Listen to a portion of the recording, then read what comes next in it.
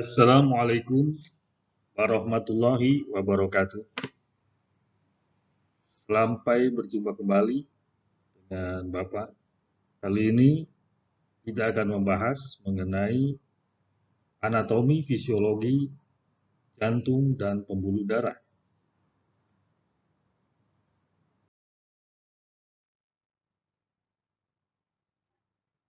Anatomi fisiologi jantung dan pembuluh darah kita kenal juga merupakan sistem kardiovaskuler. Ada dua kata yang mempunyai makna dalam sistem kardiovaskuler. Kardio di sini artinya jantung, vaskuler adalah pembuluh darah. Fungsi utama dari sistem kardiovaskuler adalah memberikan dan mengalirkan suplai oksigen dan nutrisi ke seluruh jaringan dan organ tubuh yang diperlukan dalam proses metabolisme. Di antaranya adalah membawa karbon dioksida dari seluruh tubuh ke paru-paru, membawa urea ke ginjal untuk selanjutnya dibuang dari tubuh, membawa hormon dan enzim dari kelenjar ke tempat yang lain, serta menjaga suhu dan keseimbangan tubuh, sel darah putih, dan antibodi.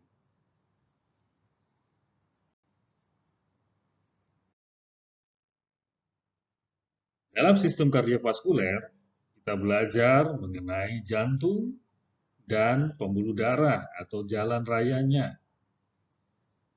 Pertama, jantung sebagai organ memompa darah yang membawa oksigen dan nutrisi untuk dialirkan dengan media yang mengalirkan darah, yaitu pembuluh darah.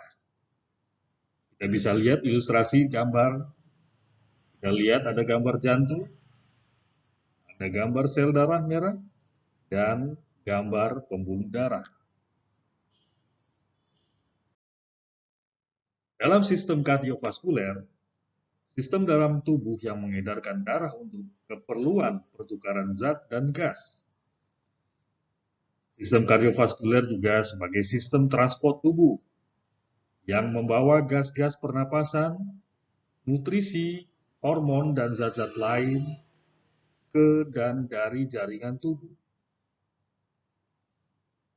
Jadi, pada komponen sistem kardiovaskuler, ada 3 komponen penting. Yang pertama adalah darah, yang kedua adalah organ jantung, yang ketiga adalah pembuluh darah. Pembuluh darah terdiri dari arteri, vena, dan kapiler. Yang pertama kita bahas mengenai organ jantung. Organ jantung sebagai pemompa darah memiliki lapisan dinding jantung yang terdiri dari endokardium bagian dalam, miokardium yaitu lapisan ototnya, dan epikardium dan perikardium sebagai pembungkus dari organ jantung. Pada endokardium terdapat endotel, jaringan ikat subendotel, dan lapisan otot yang tipis.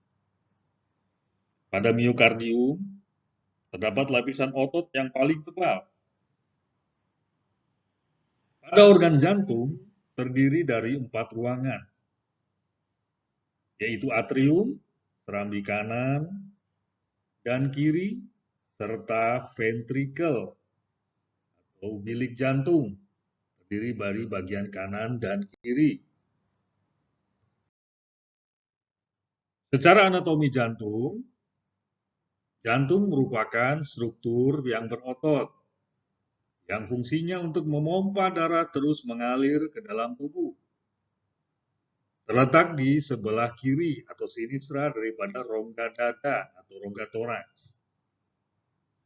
Basis jantung atau dasar dari jantung berseberangan dengan sel tulang rusuk atau kosta yang ketiga sampai keenam. Sedangkan puncak jantung atau kordia plexotis berjarak 1 inci dari diafragma, yang merupakan batas antara rongga dada dan rongga perut. Organ jantung dibungkus atau diselimuti oleh membran tipis yang bernama perikardium. Perikardium diisi dengan cairan yang fungsinya mengurangi gesekan jantung ketika berdenyut. Kita bisa lihat pada gambar ilustrasi berikut mengenai posisi dari organ jantung. Organ jantung terletak di sebelah kiri dari rongga dada.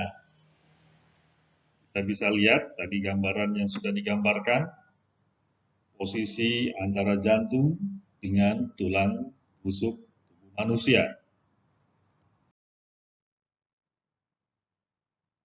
Nah, ini adalah gambar yang mengilustrasikan lapisan luar dari jantung atau perikardium yang membungkus dari organ jantung. Perikardium terdiri atas 2 lapisan, yang tengah-tengahnya diisi oleh cairan. Fungsinya untuk melindungi organ jantung dari tekanan atau trauma. Kita bisa lihat lagi ilustrasi di sini adalah gambar daripada lapisan jantung. Ada bagian luar, bagian dalam, dan ruang antara pembatas jantung. Kita bisa lihat juga ada endokardium, bagian dalam dari jantung, miokardium yang merupakan lapisan otot utama dari jantung. Serta kita bisa lihat juga ada pembuluh darah koroner yang terletak di antara epikardium dan perikardium.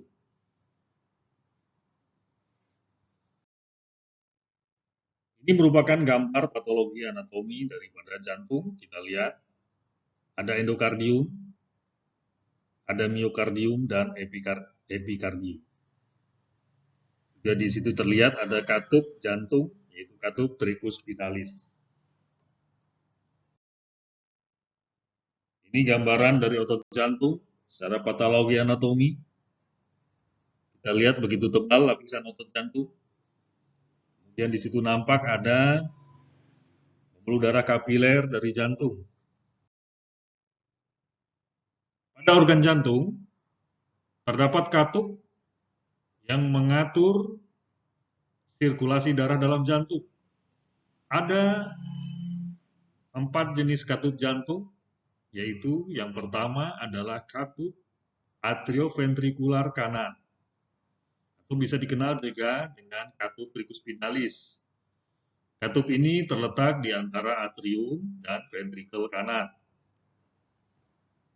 Kemudian yang kedua ada katup atrioventrikular kiri, yang dikenal dengan katup biccuspinalis. Katup biccuspinalis terletak di antara atrium dan ventrikel kiri. Kemudian yang ketiga ada katup semilunaris artery pulmonalis. Dan yang keempat katup semilunaris aorta.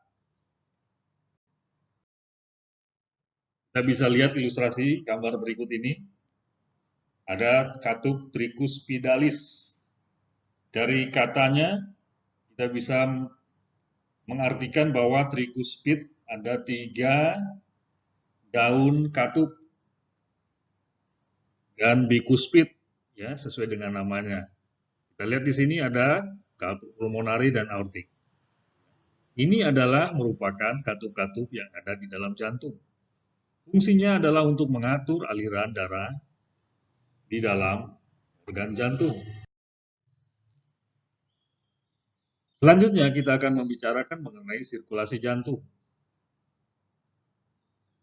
Sirkulasi jantung dimulai dengan atrium menerima darah dari vena, kemudian dilanjutkan ke ventrikel melalui katup-katup tadi. Ventrikel memompa darah ke arteri.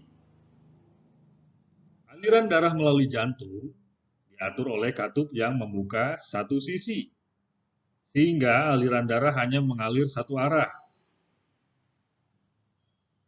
Darah dari seluruh tubuh kembali ke jantung, atrium kanan melalui vena cava, kemudian dilanjutkan menuju ventrikel kanan melalui katup tricuspidalis. Dari ventrikel kanan, darah dipompa menuju paru-paru melalui katup semilunaris pulmonalis. Di dalam paru-paru terjadi oksigenasi atau darah diberikan oksigen. Kemudian lanjut dialirkan ke atrium kiri, kemudian ke ventrikel kiri melalui katup bicuspidalis. Dari ventrikel kiri, darah dialirkan melalui katup semilunaris aorta ke aorta, kemudian dipompa ke seluruh tubuh. Itu adalah merupakan aliran dari sirkulasi jantung.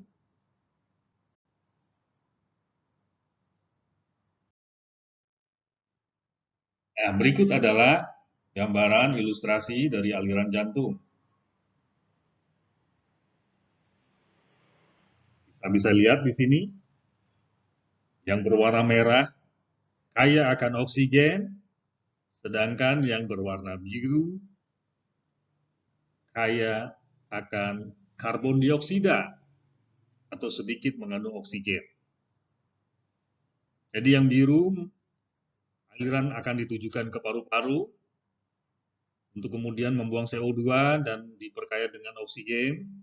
Kemudian dari paru-paru ke atrium kiri yang berwarna merah, kaya akan oksigen, oleh ventrikel dipompa melalui aorta ke seluruh tubuh.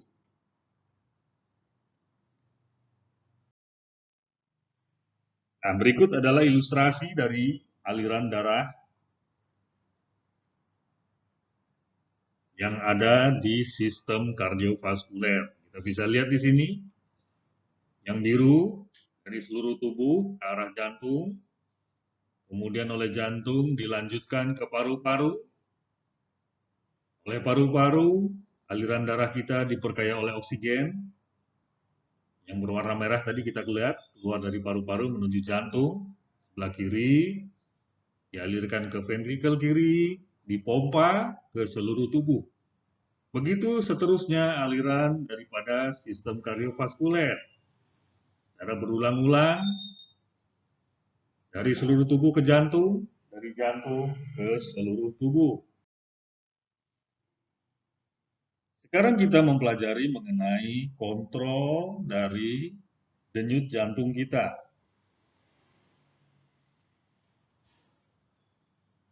Bagaimana jantung kita berdenyut?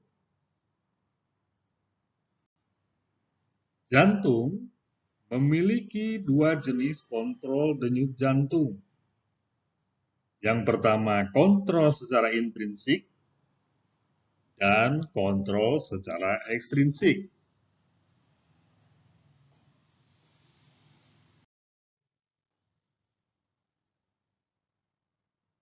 Kontrol secara intrinsik pada jantung berasal dari nodus sinoauricularis yang berada di atrium kanan atau dikenal dengan NSA. Gelombang dihantarkan ke seluruh dinding atrium sehingga menyebabkan kontraksi dari atrium. Kemudian juga ada secara intrinsik oleh jantung adalah nodus atrioventrikular atau NAV yang berada di serabut Purkinje di berkas His sehingga bisa menyebabkan rangsangan dan kontraksi ventrikel yang tersebar ke seluruh jantung.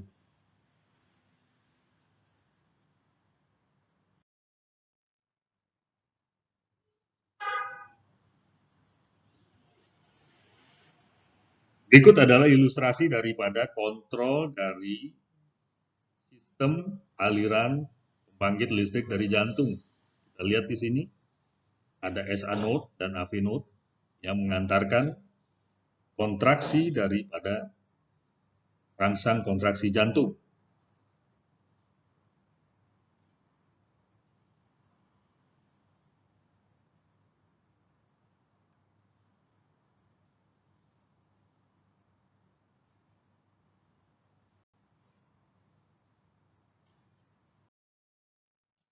Ya, kita lihat di sini eh, sistem kelistrikan dari jantung, ada sinoatrial, SA node, pacemaker, kemudian atrioventrikular, AV node, atrioventrikular, AV bundle, dan bundle branches dan Purkinje fibers. Ya. Ini merupakan sistem kelistrikan atau aliran dari untuk membantu pergerakan jantung. Mungkin kita pernah melihat ada pemeriksaan jantung EKG, ya. Nah, ini adalah fungsinya untuk merekam pergerakan atau kontraksi jantung tadi. Kemudian yang kedua adalah kontrol ekstrinsik. Secara ekstrinsik, jantung diatur oleh pusat jantung di medula oblongata melalui saraf simpatis dan parasimpatis melalui nervus vagus. Ini adalah ilustrasi bagaimana jantung dikontrol secara ekstrinsik oleh sistem saraf pusat melalui medula oblongata. Dari medula oblongata melalui saraf simpatik dan parasimpatik melalui nervus vagus.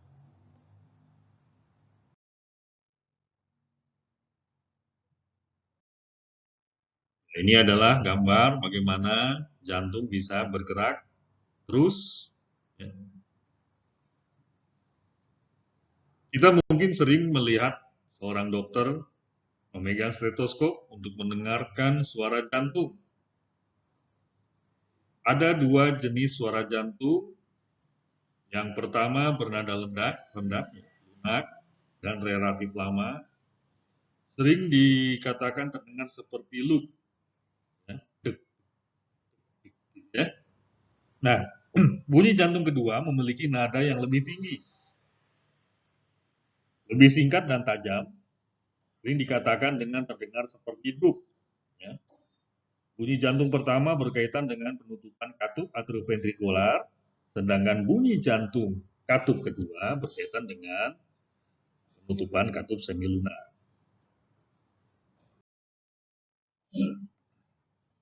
Nah, ini adalah gambaran dari kelistrikan jantung yang bisa direkam dengan alat yang dinamakan EKG atau elektrokardiografi.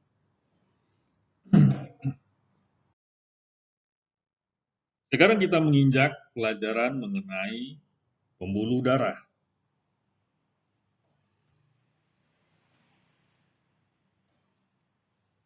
Ada 3 pembuluh darah di dalam tubuh manusia.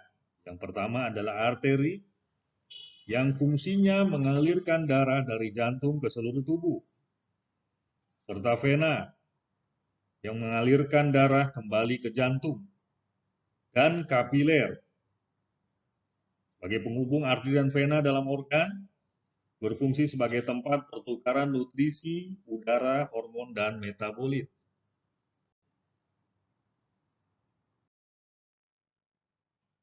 Dalam sirkulasi darah, ada 2 sirkulasi penting, yaitu sirkulasi sistemik, yaitu ini salah tertukar ya. Sirkulasi sistemik adalah peredaran darah besar, sedangkan sirkulasi pulmonal adalah peredaran darah kecil. Ya, gambarnya terbalik ini tulisannya.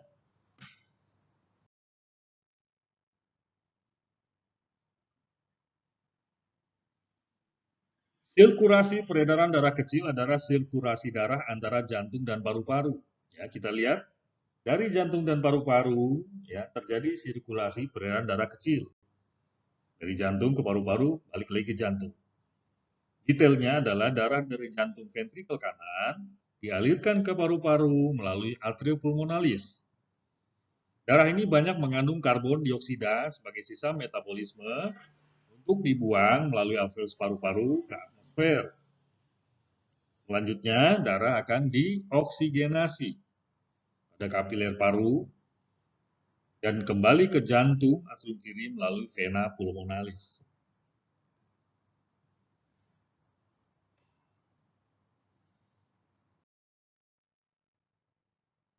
Catatan yang penting di sini adalah arteri pulmonalis adalah satu-satunya arteri yang kaya akan karbon dioksida karena dia berasal dari ventrikel kanan ke paru-paru.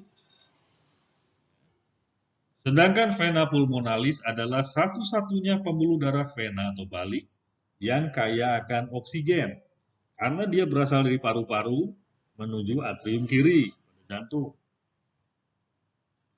Kita lihat pada gambar pembuluh darah di sini, ilustrasinya warna biru adalah tekanan yang paling rendah, sedangkan tekanan paling tinggi ada pada warna merah ya. Tekanan paling rendah biru, tekanan paling tinggi adalah merah pada arteri ya.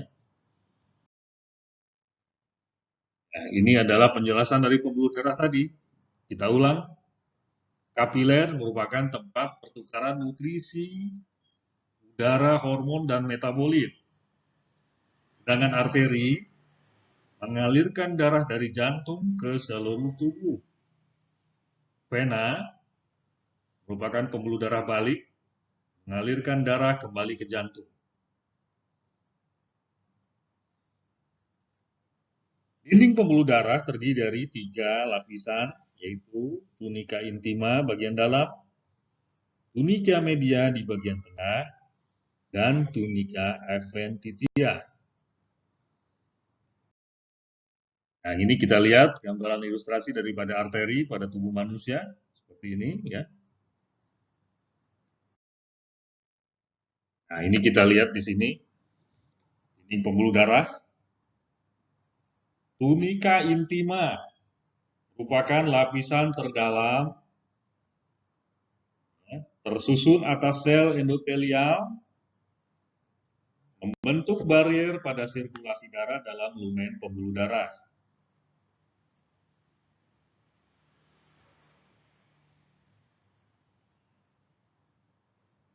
Tunika media merupakan lapisan tengah tersusun atas otot polos dan jaringan elastis. Merupakan lapisan yang paling tebal. Sedangkan tunika adventitia merupakan lapisan luar dari pembuluh darah yang tersusun atas kolagen dan elastin, kemudian bersatu dengan jaringan ikat yang dilewati oleh pembuluh darah tersebut.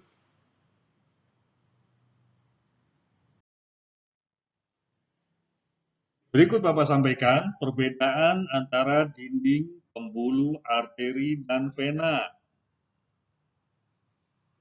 Kita lihat pada arteri lapisan ototnya lebih tebal, bagian dalam juga lebih tebal, ruangnya lebih kecil, dan pada vena terdapat katup di dalam ruangannya untuk mengatur supaya darah bisa lebih lancar kembali ke jantung.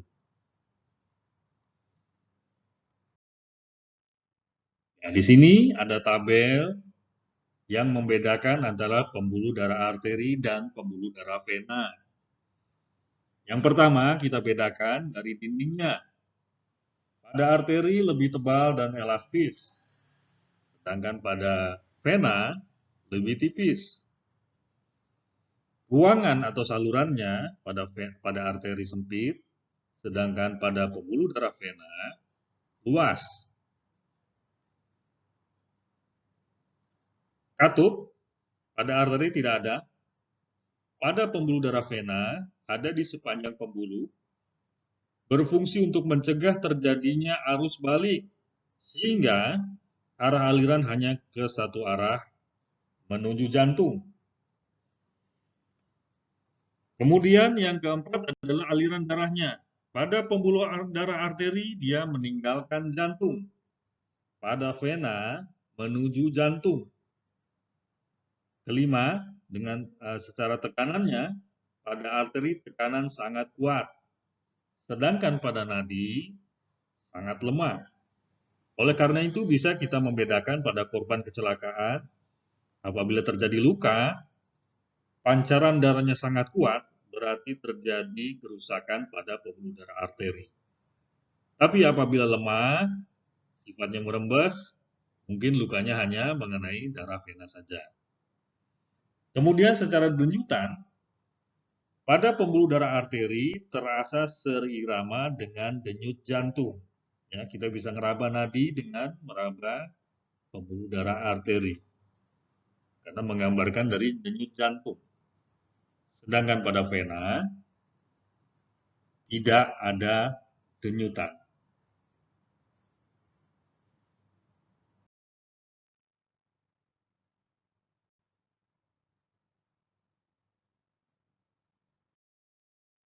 Kita lihat di sini secara ilustrasi ada gambaran arteri secara patologi anatomi. Kita lihat di sini sangat elastis, ototnya, muskularnya, ketebalannya medium. Dan di situ nampak ada arteriola yang kecil. Ini adalah menggambarkan 3 lapisan tadi, ya, lapisan tunica intima bagian dalam, media, dan adventitia. Ini gambaran secara irisan bagaimana anatomi dari as arteri.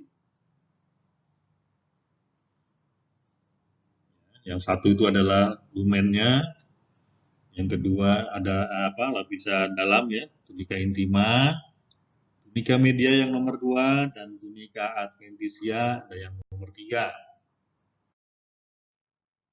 Nah, ini adalah gambaran dari vena. Kita lihat di sini, tunica medianya lebih tipis daripada arteri. Kemudian dinding vena lebih tipis juga dari arteri, dan beberapa vena mempunyai katup untuk mencegah aliran balik. Ini adalah perbedaan antara arteri dan vena. Kita lihat ketebalannya begitu jelas ya. Yang vena bagian atas, sedangkan arteri di bagian bawah. Ya. Nah, ini adalah gambaran dari kapiler. Kita lihat ada anyaman-anyaman pada organ-organ paru-paru dan di bagian tubuh ya. Itu merupakan daripada pembuluh darah kapiler. Disitulah terjadi pertukaran gas, pertukaran nutrisi, dan metabolit-metabolit lainnya.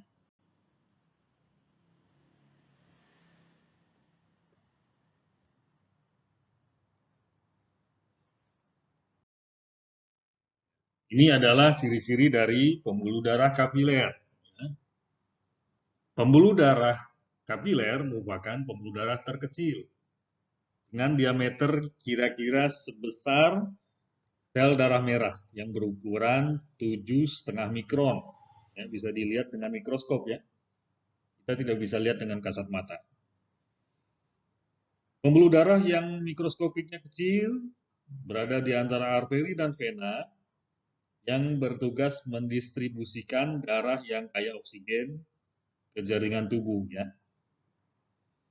Tempat pertukaran nutrisi, udara, hormon, dan metabolit.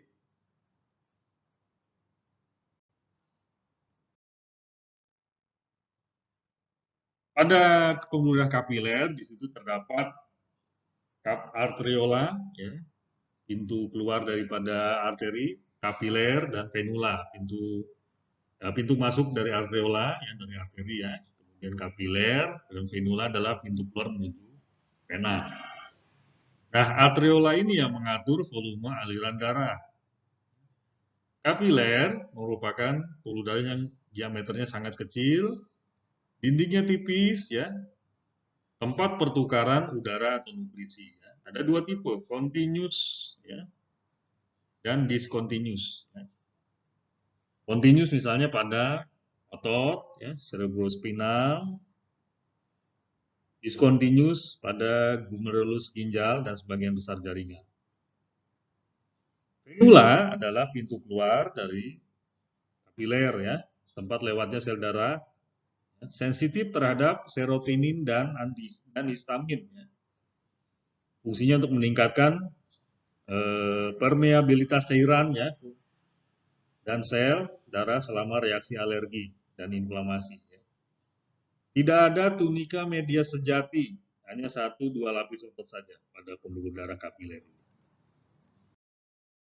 Ini adalah gambaran dari secara patologi anatomi pembuluh darah kapiler. Ini ya, ada alveola, ada venula. Ya.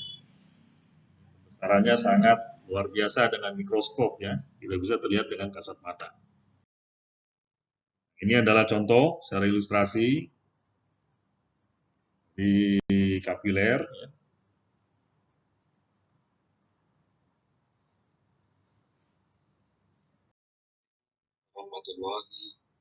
Ya. Mungkin sekian pokok bahasan mengenai sistem kardiovaskuler. Bagi yang ingin mengajukan pertanyaan, Bapak persilakan disampaikan melalui daring ya, melalui grup yang sudah kita buat. Silakan mengajukan pertanyaan. Akhirul kalam. Wabillahi taufiq wal hidayah. Wassalamualaikum warahmatullahi wabarakatuh.